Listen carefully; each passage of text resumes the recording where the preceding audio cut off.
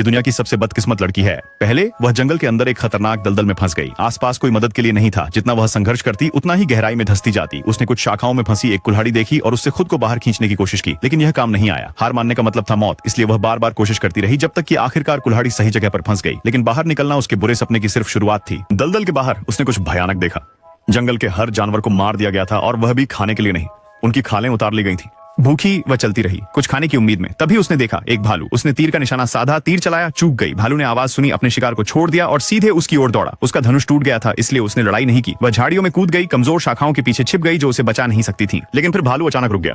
उसने झांक कर देखा और जो उसने देखा उससे उसका खून जम गया।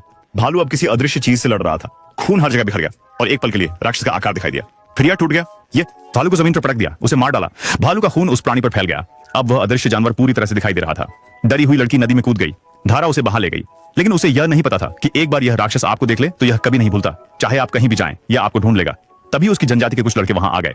मदद करने के बजाय उन्होंने उसके हाथ रस्सी से बांध दिए और उसके साथ छेड़छाड़ करने लगे।